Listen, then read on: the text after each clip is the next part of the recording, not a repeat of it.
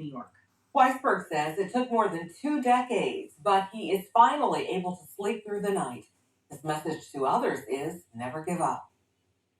The National Hurricane Center says Hurricane Lee has weakened to a Category 2 storm, but it's not going to last very long, apparently. The NHC says Lee will regain Category 4 strength sometime today.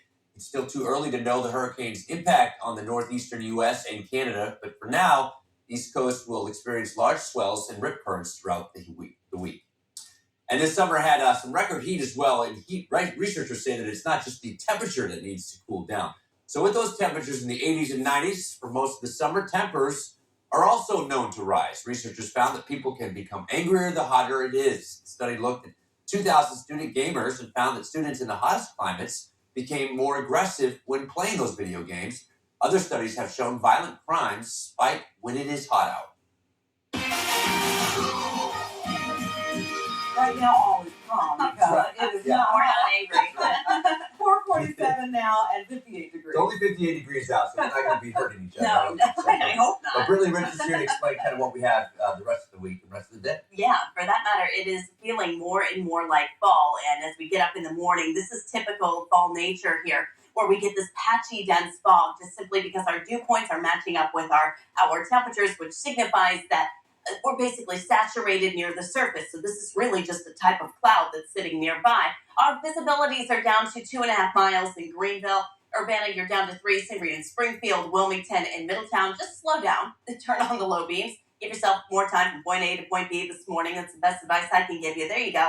Dayton, you're at 58. Troy, you're at 54. Urbana, 52. Good morning, Bellfountain. You're at 50 degrees in for you in Greenville. We do have clear skies now. Once that fog lifts, you'll see the sun once the sun comes up over the horizon. But we notice the clouds starting to work their way back in, and approaching cold fronts drawing moisture toward us here in the Miami Valley. We don't notice it in the form of rain until we get to probably after midnight. And even then, it's a very isolated, scattered opportunity. Better chances come into play around 8 o'clock tomorrow morning. You're seeing that green popping right here.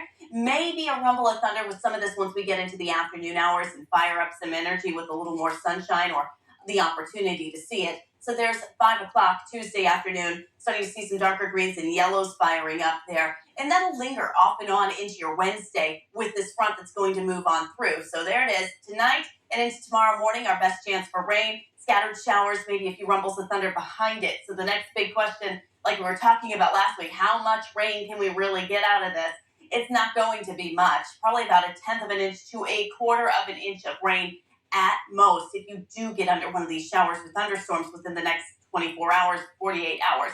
But what's really happening with this front, and something to really note, is the fact that our temperatures are going to be dropping again. We go from 80 degrees today, which is our normal high, down into the mid-70s on Tuesday. Wednesday and Thursday, we are in the upper 60s and low 70s.